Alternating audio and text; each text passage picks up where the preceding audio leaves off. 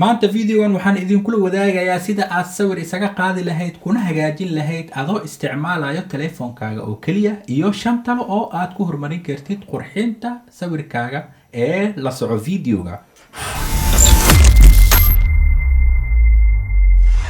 waan idin salaama asxaabteeda qaaliga ah meel kasto aad joogtaan. magacaygu waa Cabdiraxmaan Yarow. waxaan channelkani ku soo gudbiyaa hagaajinta maqalka, muuqaalka, sawirada iyo dhanka casharada tiknoolajiyada. haddii aad xiisayso intaasi ku xirnow channelka kuna dhufo gambaleelka si aysan kuu dhaafin marka aan soo gelino video cusub. qof walba ma haysto camera, laakiin qof walba wuxuu haystaa smartphone. sidaa darteeda dadka isticmaala telefoonka smartphone-ka ah aad ayay u soo badanayaan sanadahan ugu dambeeyay. haddana waxaan ku jirnaa sanadka 2022ka. shirkadaha telefoonada soo saara waxay ku tartamayaan telefoonka ay soo saarto uga fiicnaan lahayd shirkadaha kale, ayagoo horumarinayo tayada isticmaalka telefoonka sida processorka, bateriga, displayga, dhanka kamerada iyo wixii la mid ah, iyagoo sanad walba sanadka ka dambeeya soo saaro telefoon aad tayadiisa u sareysa. sawirada telefoonka la isaga qaado iyo isticmaalka baraha bulshada sida Instagramka, Facebooka, TikToka iyo aaladaha kale aad ayay u soo badanayaan waqtiyadan xaadirka ah.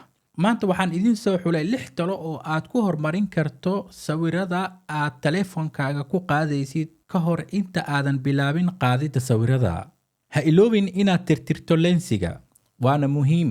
inta badan dadka ma isticmaala telefoonka muhiimad gaar ah ma siiyaan in ay lensiga wasaqada yar saaran ama gacanta ay gaarto dhididka yar oo gaar ay ka tirtiraan. laakiin haddaad ka ilowdo inaad ka tirtirto, hadhow dambe waxaa arkaysaa in sawirada aad ka qaaday meelo qaarkood ma aragtay shucaac ama wasakh ay ku jirto. sidaa darteeda waa muhiim inaad iska tirtirto. camera settings, markaad abka kamerada soo furto, aftiinka kamerada, focuska iyo quality-ga sawirka si automatic ayay u samaysan yihiin. waxaana fiican inaad u bedesho si manual ah si aad u xukunto kamerada telefoonka. waxaana u baahan tahay inaad adiga soo set up garayso. si aad u soo set up garayso ama kamerada aad u xukunto si manual ah, waxaad u baahan tahay inaad samayso waxyaabahan soo socdo. 1. inaad soo active garayso grid line-ka. grid line-ka haddii uusan active ku ahayn ama kuu soo active garaysneen, inaad soo active garayso grid line-ka, waayo wuxuu kaa caawinayaa composition-ka kamerada. 2. exposure-ka iyo focuska. marka hore focuska waa automatic, marka adig inaad u bedesho log garayso oo manual ka dhigto, kadibna aftiinka kamerada aad sare u qaado ama hoos u dhigto hadba sida ay ishaada ay ku qurxoonaato ama jawiga aad joogto ay ku xiran tahay. 3. inaad soo active garayso RAW. haddii aad haysato iPhone 13 ama 13 Pro Max ah, soo active garayso Pro RAW, waayo wuxuu kaa caawinayaa markaad edit garaynayso sawirka. detailkiisa ayuu aad iyo aad muhiim kuugu yahay oo detail badan ayuu ku siinayaa. haddaad haysato oo iPhone uu ku siiyey, soo active garayso.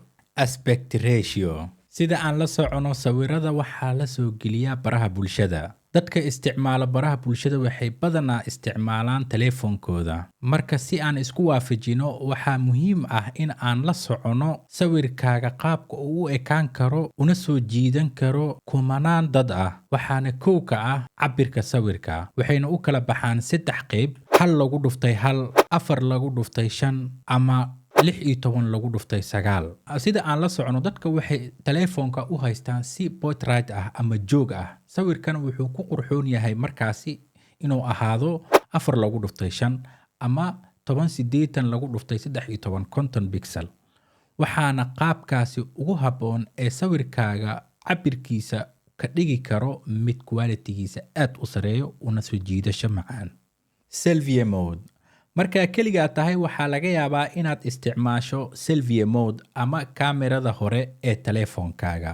taasina waa iska okay, laakiin marka aad rabto inaad sawir iska qaado, waxaa aad iyo aad u habboon inaad isku daydo inaad isticmaasho kamerada gadaal ama qaybta dambe ee telefoonka kameradiisa. laakiin waxaa laga yaabaa inaad isweydiiso, dabcan Cabdiraxmaan, sidee ku suurageli kartaa inaan isticmaalo telefoonka qaybtiisa dambe anoo keligay ah inaan sawir iska qaado? hagaag, laba xal ayaan kuu hayaa. Haddii aadan haysanin wax qalab ah oo gacanta aad iskaga qaadaysid, waxaad soo active garaynaysaa timerka aad ka dhigi karto 10 second. Kadibna markaad 10 second soo dhigto, aad 10kaasi second isku diyaariso, kadibna aad ku celceliso, aad isku daydo ilaa uu sawir qurxoon kaaga soo baxo. Xalka labaadna inaad isticmaasho remote control.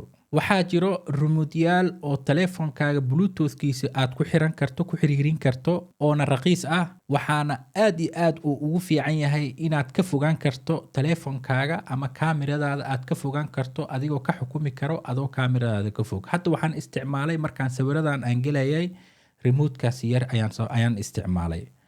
Marka remote-kaasi isku day inaad soo raadsato, soo iibsato. markaa keligaa tahayna aad iyo aad ayuu ku anfacayaa. Background.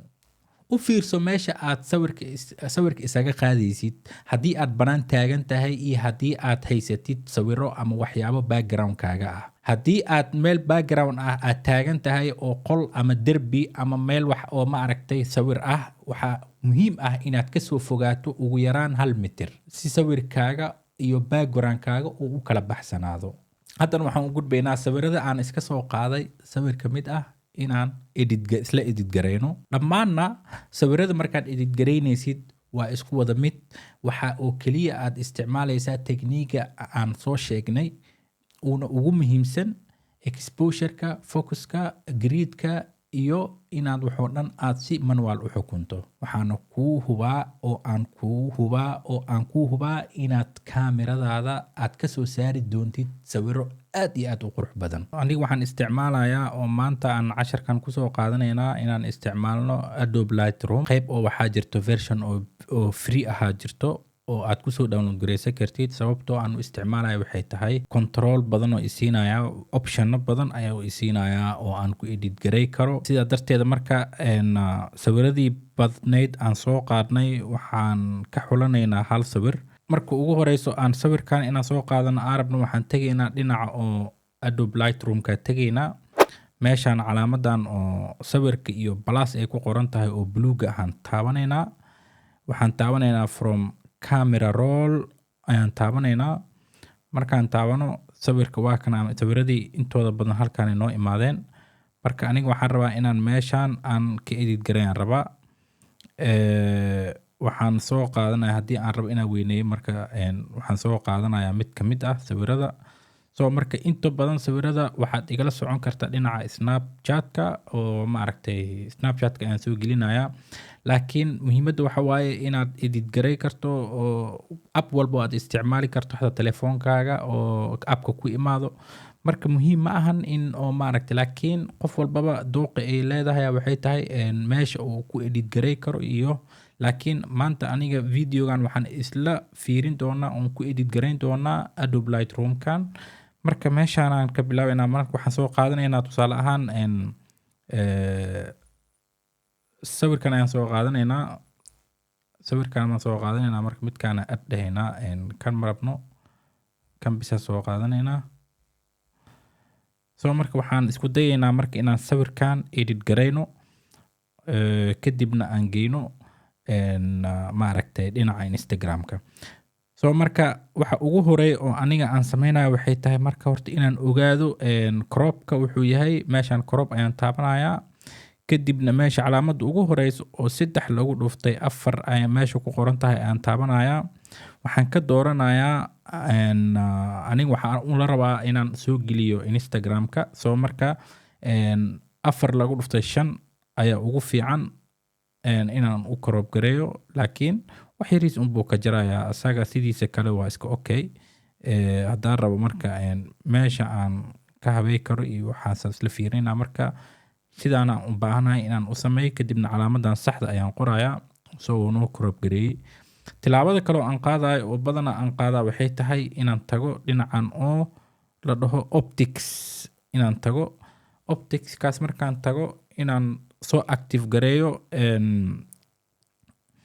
labadan enable lens correction iyo remove chromatic abbreviation. labadaas inaan soo active gareeyo kadibna aan tago aan hubiyo inay tahay markaan aan sawirka qaadaynay Apple Pro Raw aan soo active garaynaynay.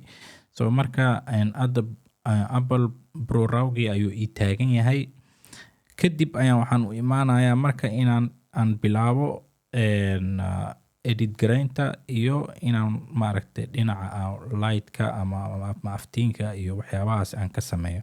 So marka wax yar inaan aftiinka ku daro ayaan rabaa. Contrastiga wax yar ayaan ku darayaa. Highlightka gadaalaan u celinayaa, minus aan ka dhigayaa ilaa iyo -20 camal aan geynayaa. So ama 22. Shadow waxaan geynayaa wax shadow uma rabo, marka inaan shadow ka bixiyo waaye. Xoogoo yar ilaa iyo 30 camal aan geynayaa. Whiteska wax yaraan ku darayaa, aad uma badinaayo. Wax yariisa waxyaabaha oo white-ka oo sawirka igu jiro xoogoo yar inuu aftiin ahaado. Waxyaabaha black-skana inuu black ahaadaan. So marka dhinacan oo light-ka halahaasaan uga baahnaa inaan u sameeyo. Waxaan u gudbaa dhinaca color-ka maadaama aan galab casar dhac ay tahay. Marka dhinaca maaragtay warm ayaan aadaynaa xoogoo yar. Waxaan ku daraynaa inaan warm ka dhigno. Saturation-ka ayaan tegaynaa, wax yar saturation ayaan ku daraynaa. Intaa markaan sameyno kadibna waan ka soconaynaa. Waxaan tegaynaa effects-ka meesha ay ku qoran tahay. Texture-ka wax yariis ayaan gadaal u soo celinayaa. Clarity-ga wax yariis ayaan minus gadaal u soo celinayaa. Waxyaabaha wax yariis oo aan saas u badnayn ilaa iyo -10 camal ama -8 camal. Dehaze-ka wax yariis ayaan asigana gadaal u soo celinayaa. -6 camal. Intaas bisaan uga baahanahay. Dhinaca detail-kaan tegayaa. Sharpness ilaa iyo 100 camal aan geynayaa. Inaan sharp oo ii ahaadaan rabaa sawirka. Noise reduction wax yariisaan ku darayaa ilaa 20 camal aan geynayaa. Intaasaan uga baahanahay.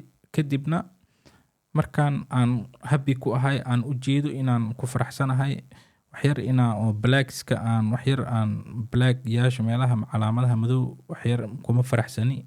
Kadibna waxaan tegayaa meeshii light-ka aheedaan tegayaa. Blacks meeshay ku qoran tahay waa kana. Meeshaan camal aan tegayaa, marka meeshaan marka minus dhahayaa. Xoogoo waxaan dareemayaa inuu aftiinka saaid uu yahay. Marka aftiinka wax yariiska yareynayaa. Ani ma jecli inuu maaragtay sawiradeeda ay aftiin saaid ahaadaan. So marka aftiinka meeshaas camal aan ku dhaafayaa. Haddii aan rabo S-curve-gan ayaan isticmaalaynaa. S-curve-gan waxa waaye dhinaca sawirka madowga oo aftiinka uu ka yahay iyo dhinaca oo madowga uu ka yahay. So marka S-curve camal ahaan aan u isticmaalaynaa. Marka oo asagoo dhan hadaa rabtidna color ayaa u sameyn kartaa, laakiin ana asagoo dhan ayaan ku sameeyey. Marka intaasi aan ku faraxsanahay. Kadib waxaan tegayaa calaamadda kore, qaybtaasi kore oo saxda oo dhinaca shishe oo ugu geysaysa ayaan tegayaa. Kanaan ku dhufanayaa. So sawiradeyda marka sawirkaas wuxuu ii aaday qaybta sawirada. Marka hore ayaan ka soo shaqeynay oo kaamirada setting-geeda iyo waxyaabaheeda oo aan soo active gareynay ayaa waxay noo suura gashay inaan image-yaal badan oo fiican aan ku qaadno oo already oo ii diyaarsanba. Marka aniga editing-ka sameynayo xoogoo yar oo sidaan oo kale oo maaragtay si degdeg ah oo aan u edit gareeyo. So intaas ayaan ku soo afmeerayaa. Su'aasha maanta, abkee ayaad isticmaashaa markaad sawirka hagaajinaysid? qaybta commentiga igu reeb jawaabtaada adigoo mahadsan. Intaan dib u kulmi doono alle idankiis, waa Cabdiraxmaan oo idin leh isma dhaafno, nabadina korkiina ha ahaato. Assalaamu calaykum waraxmatullaahi wabarakaatuh.